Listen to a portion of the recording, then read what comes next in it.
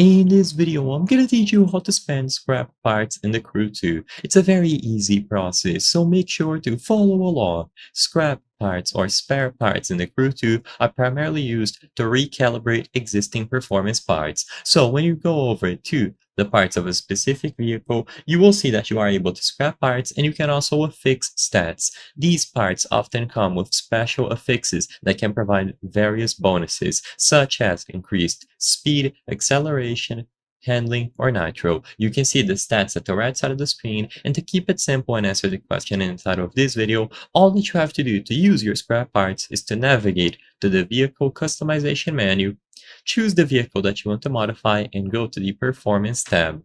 Now, choose the specific performance part that you want to recalibrate and check for affixes. Look for parts with special affixes. These are denoted by unique symbols on the parts icon.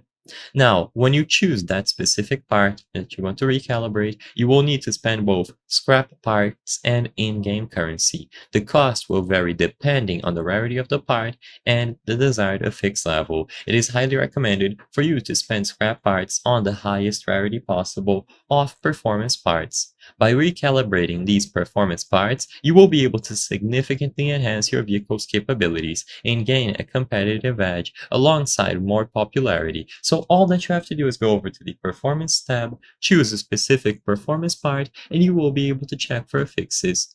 You will be able to spend the specific amount of scrap parts and in-game currency that is displayed, and once you do this, you will see the stats on your vehicle change. You can repeat this with any vehicle with any performance part available in the Crew 2.